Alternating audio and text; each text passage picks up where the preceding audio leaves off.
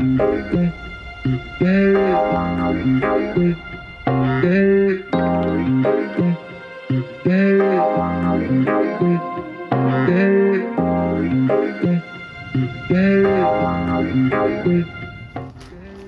these crazy oysters down here. We just picked one and they smell insane, so we're going to grab a few of these. Try and leave the little pins behind so then they can regrow.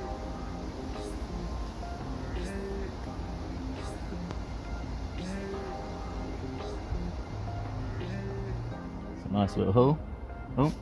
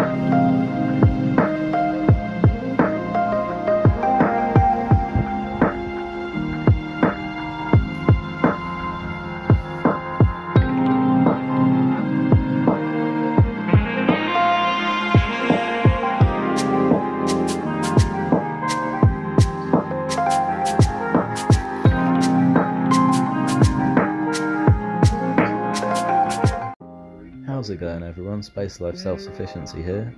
So in this episode, my girlfriend got me these shaggy ink caps. She found them on the side of the road, just on a normal grass verge. And yeah, they're in really good condition.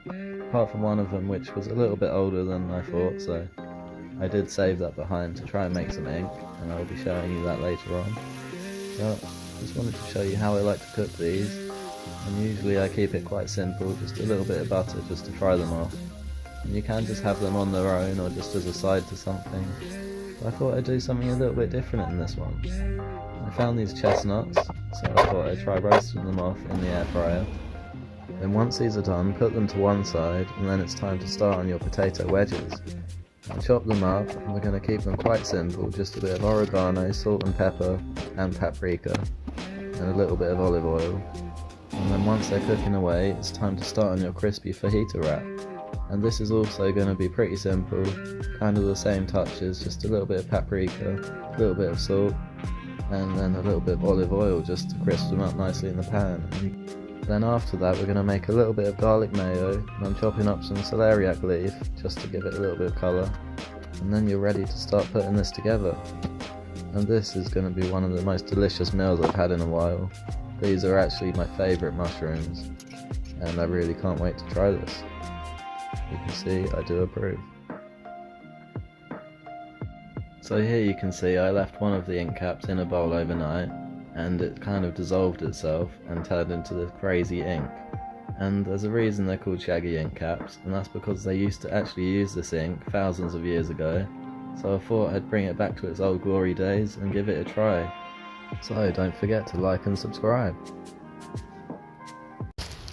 We're gonna find some porcini.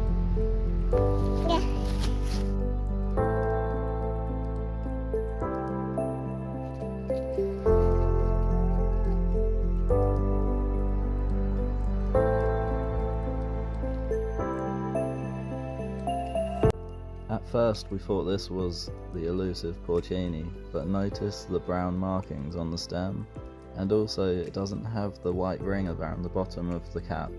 That's quite an obvious sign of a porcini. But this one is actually also edible, but at the time we didn't realise, so we had to just put it back, but now we know for the future.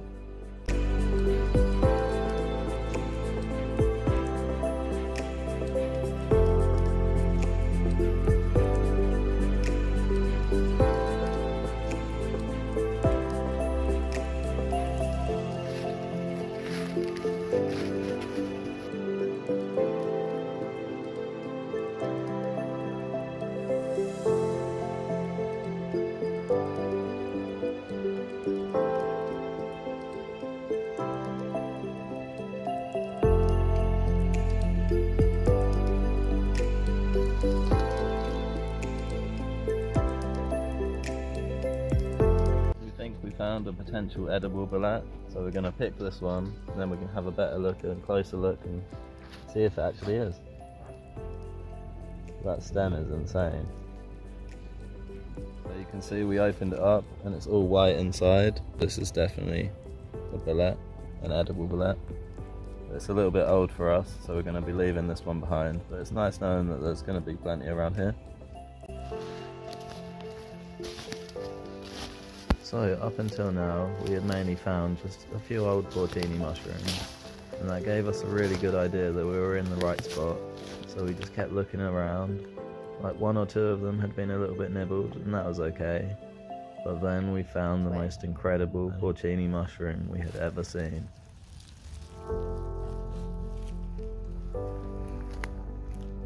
That is incredible. Barely touched. That's the perfect sap.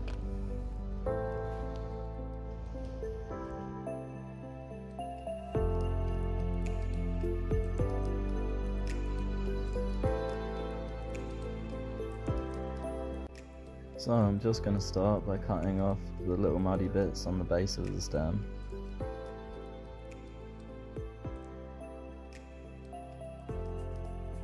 I'm just going to cut this mushroom open to see what it looks like inside, and you can see it's absolutely perfect. There have been no little insects in there, and it's just basically untouched. You can see the shiny top of it is where it gets its nickname from, the penny bun.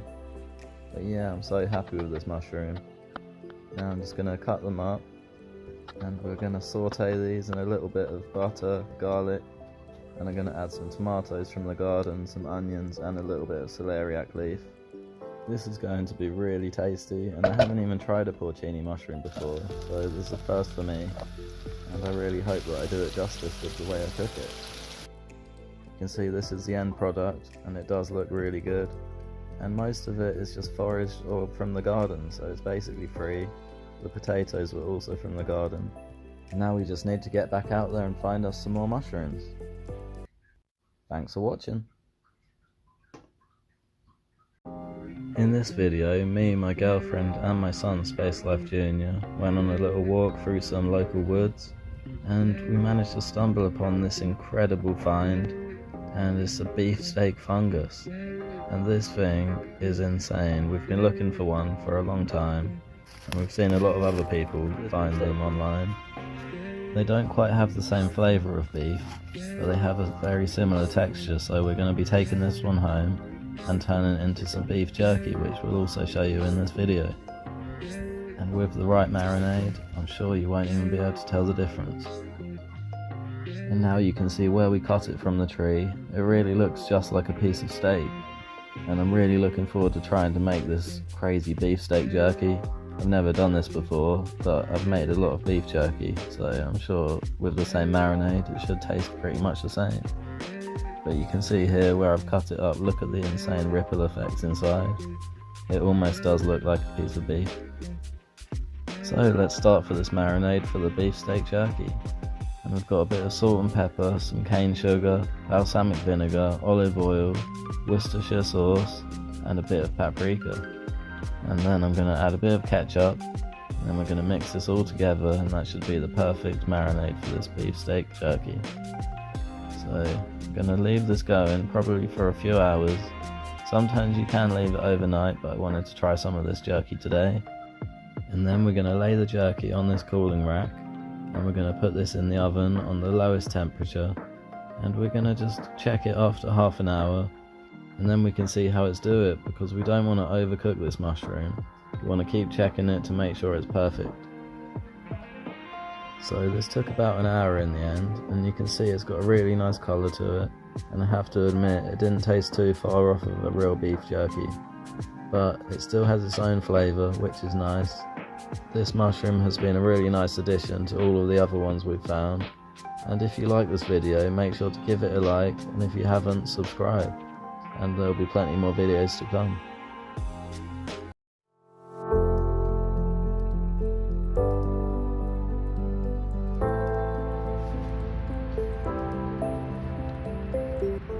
How's it going everyone, Space Life here. In today's episode we went on a little foraging trip, in a local woodland near to our house, and it's only about a 5-minute walk from our house, and we got really lucky. We found these common puffballs, and these have to be one of my favourites, to be honest, and they're really good for beginners because you can't really go wrong. There's no other mushrooms that really looks anything like these, and they're an incredible mushroom really. They taste really nice. I think they almost taste a little bit like an omelette, just like a little omelette. We left this one behind just so it can get some spores out there. And then we also found this really nice cep on our little walk.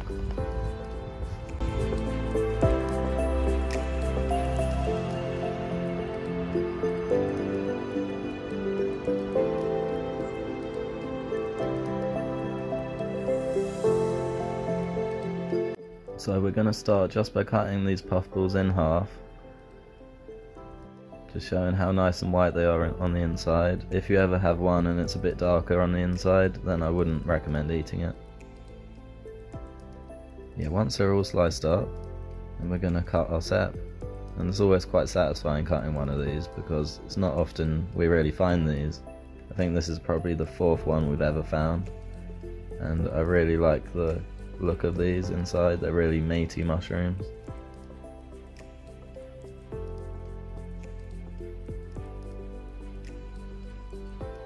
So just chop them all up into about 1-inch, 2-inch pieces. And then you want to start by adding a little bit of butter. This is some dairy-free butter. And once it melts down a little bit, you can add in the puffballs. Now we want to get a really nice colour on these puffballs. We want them to be nice and golden brown, and then it will almost taste just like an omelette. And I just really like them. They're like little bite-sized omelettes, and it's just quite different for any kind of mushroom to taste like that. That's the great thing about foraging. You never know what you'll find, and there are just so many interesting different types of foods out there. And when it comes to mushrooms, it's almost like a game of Pokemon. You're not sure what it will be. And it's always a nice surprise when you do find something that you haven't had for years, just like these. And you can see it's nice and golden brown now, and this is really one of my favourites. So it's a little bit blurred, but you get the idea. So if you like this video, make sure to like and subscribe.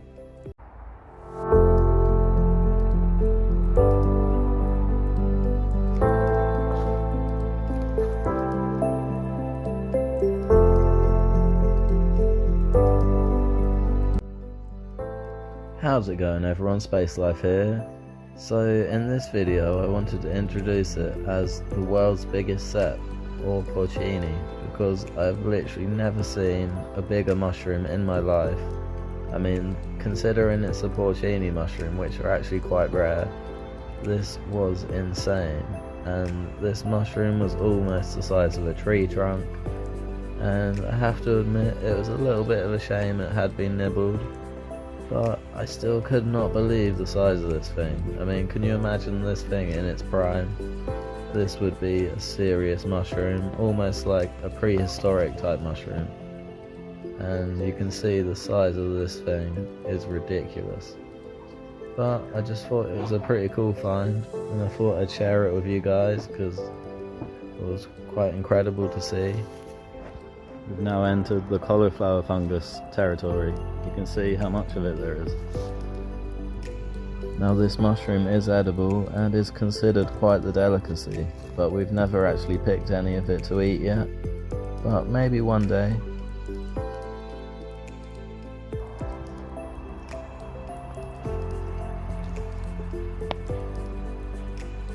Almost looks a bit like coral.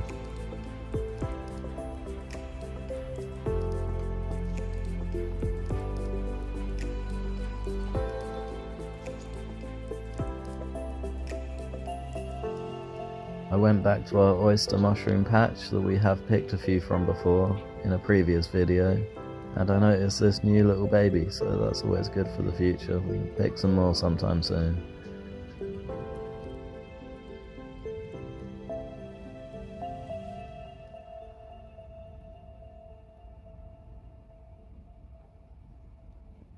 Looks like I found death cap territory. There's 2 down there, and there's loads over here as well.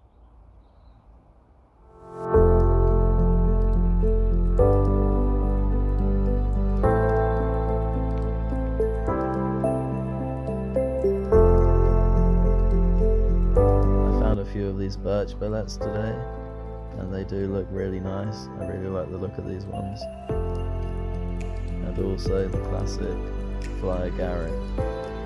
And you can see the size of these things, they're quite hidden underneath the grass. They were about where the seps were before, and there must be something with that soil because these mushrooms were huge. So thanks for watching everyone. I thought I'd take you with us on this little walk and mushroom hunt, and I hope you liked the video, and I still can't believe the size of that sep, but I will see you in the next one. How's it going everyone, Space Life here. In this episode we found this incredible hen of the woods, so we thought we'd put together a few video clips just to show you how to prepare it at home if you ever find one. And they're quite awkward to clean out and sort out and cut up, to be honest, but in this video you'll be able to see how we did it, and we made an incredible gourmet type meal out of it. And it was really cool to see, because after we cooked this meal we realised if you were to eat this out in a restaurant in London or somewhere, it would probably cost you about £80 to £100, and for us it was free, so that's always nice. So let's get on to the video. So we went on a nice woodland hike with my girlfriend's family, and we found all sorts of cool mushrooms. Like you can see these puffballs here, pretty cool, and we're just spreading them spores around. We found loads of honey fungus today, and we also found these incredible oyster mushrooms, and these are always a big favourite in our house, as some of you know if you've seen some of our previous videos. Here's a magpie ink cap, not edible but they look pretty cool. So we're back at my house, we've got our hen of the woods, and we're just going to show you how to prepare it. So I wanted to start by cleaning this hen of the woods out a little bit, and it had loads of bits of tree, dirt and debris stuck in the middle of it, so we just had to get these out. And no lie, I even found a beech nut. I think some unlucky squirrel probably dropped it in there. If you take a close look at the sped up recording, you might actually see the little beech nut that I found in there. So once I got most of the bits out, I wanted to give it a good rinse off, because it was pretty bad, to be honest. And because it's so white, it's really easy to see the little specks of dirt, so it's quite easy to get rid of it. But yeah, you just want to kind of cut it in slices like this, cut each bracket off at a time. There's the beech nut. And then this gives you a chance to really get in there and clean it off a little bit more. And after that it should be ready for cooking. So you can see here, nice and clean, no dirt whatsoever. And we just want to add a little bit of butter in the pan. And then you want your butter to melt down a little bit, and once it's pretty much melted down, then it's time to add in your hen of the woods. You want this to be on a high heat and cook the hen of the woods for quite a while, because you want a lot of the moisture to come out of it. We're going to add a little bit of salt and pepper, tiny bit of garlic, and then just leave it to cook for a while.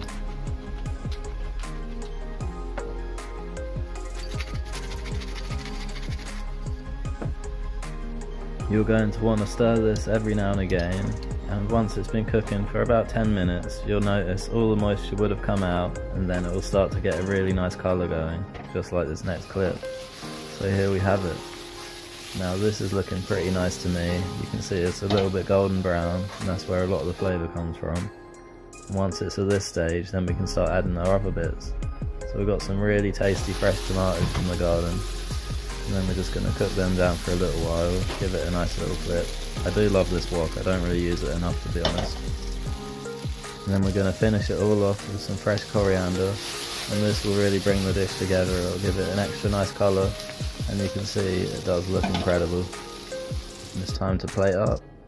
So we just got some fresh salad leaves, there's a few chives in there, and we're just going to place the hen of the woods nicely on the plate, trying to make it look as good as possible, because this is a really interesting mushroom and there's not many of them around. You won't be able to find this mushroom in any shops, so we just wanted to make sure we did it justice. And we just finished it off with some crushed pecans on the top as well, just to give it an extra texture. And then we added a little bit of a balsamic glaze just to finish it off.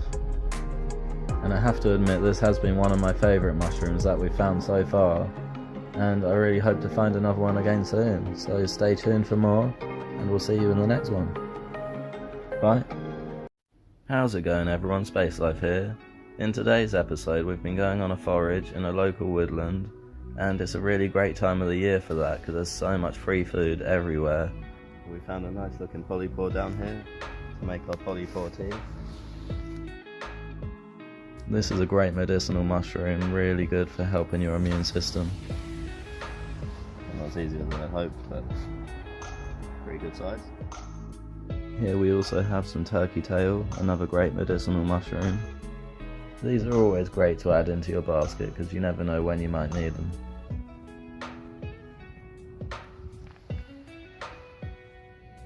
We believe this is a common earth ball or a type of puffball anyway, but we don't plan on eating this one. And then we found this jelly ear fungus, which is quite unique. They actually look like little ears. We also got lucky and found this chestnut tree, and it had so many chestnuts just hidden underneath all of the leaf litter, so we had to help ourselves. These really are a great nut to find in the UK because they're so abundant, and when you go foraging there aren't usually too many sources of protein, so these are really a great thing to add to your basket.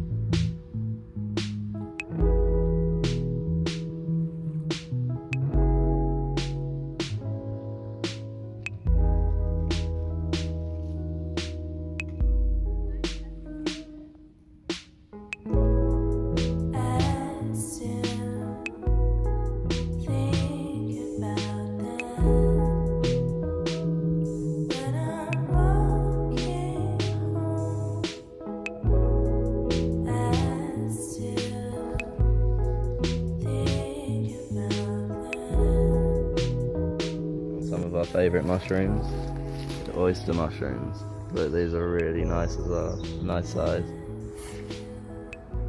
We'll definitely be taking these home.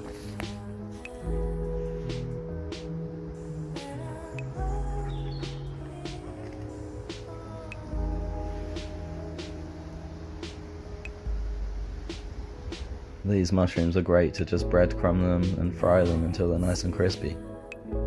The flavour of these mushrooms is incredible, and this could be one of our favourites, to be honest.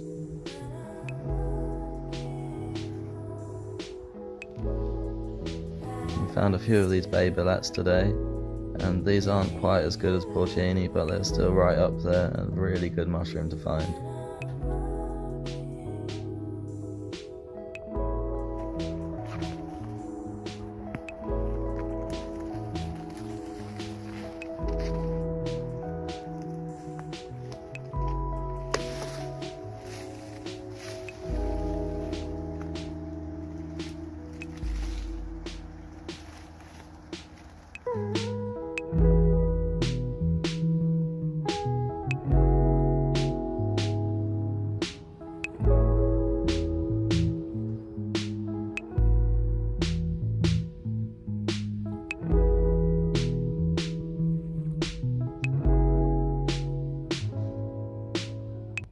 So all in all, this foraging trip was a really big success. We came home with a few mushrooms. We had our polypore, the grey oyster mushrooms, we had all of our chestnuts, and a couple of babylets, which I think is a big success considering that's quite a lot of money's worth of food. That's all money we don't have to give to the supermarket, so that can stay in our pockets for today. Thanks to everyone for watching, and make sure to like and subscribe if you haven't already, and leave a comment below because it's always great to read these comments, and I hope you like the video.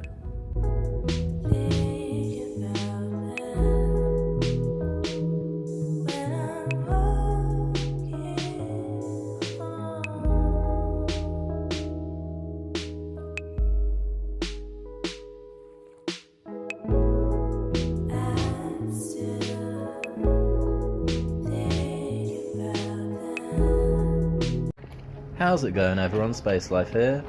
In today's episode I took Space Life Jr. down to the local lake to feed the geese and ducks. We're feeding them sunflower hearts today, which are a lot healthier than bread, but if you've only got bread, that's still better than nothing. These geese had a great morning. They must have been so well fed after this because we gave them the whole bag. The Space Life Jr. just didn't want to put down the bag. Once he started throwing the food, that was it. I could not take that bag off of him. We found these wild berries, which are edible actually, but then we stumbled across these incredible horse mushrooms. And I haven't eaten horse mushrooms since I was a little kid, so I was really looking forward to trying these. And I had to take both, obviously. But yeah, they were in perfect condition, so it's time to get these home and get cooking. It's been a long time since I've tried horse mushrooms. I think I was actually probably about 8 years old with my dad on a foraging trip. A fungus foray they called it. But you can see these are really incredible. Now you always have to check in the stem for any little maggoty things, and this one did actually have quite a few maggots just in the stem. So I cut a little bit off, and luckily they didn't go too far up into the mushroom. And I have to say there is one dodgy lookalike mushroom of this one, and some of you might know it as the yellow stainer. But this mushroom is quite easy to tell. All you have to do is cut a little bit off, put it in the microwave or pour some boiling water over it, and if it goes a really bright yellow, almost turmeric coloured, then you should worry. But also, I noticed with horse mushrooms they actually smell of tasty edible mushrooms, almost like ones you'd buy in the shops, whereas the yellow stainers have a really chemical smell to them, and they just wouldn't smell very edible. So first you want to add some butter into your pan, and I'm just going to really simply cook these mushrooms down with a little bit of butter, maybe some salt and pepper. I wanted to keep it really simple because it's been so long since I've tried this mushroom. I really wanted to savour all of the flavour, and I didn't want to breadcrumb it or anything to take away some of that tasty mushroom flavour, so I'm going to keep this one simple.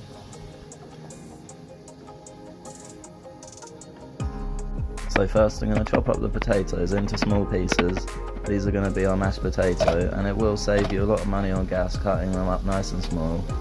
And then we just add some boiling water to this to get the job done really quick, and then we'll move on to the greens. So we found these Brussels sprouts. It's that time of year, and these are a favourite of mine. I know a lot of people don't like them, but I absolutely love Brussels sprouts. So then we're going to make some tasty gravy. I added some red onions in the pan, a little bit of white wine. I'm just going to cook this down and let it reduce, and then we can add our gravy powder and a little bit of stock I like to add as well. It all adds loads of flavour, and then we can just cook this down for a while. So whilst it's all cooking away, it's time to cook some chestnuts, because I thought this would be a nice extra. We actually found these chestnuts whilst foraging as well, which is always nice, adding all these different foraged ingredients together. So I always add a bit of salt and pepper to my mashed potato, a little bit of oat milk because we like to keep it vegan. But here you go, here is the finished product. This was a really nice, tasty, hearty meal, and it really wouldn't have cost much either. So if you like this video, please make sure to like and subscribe if you haven't already, and I'll see you in the next one. Bye!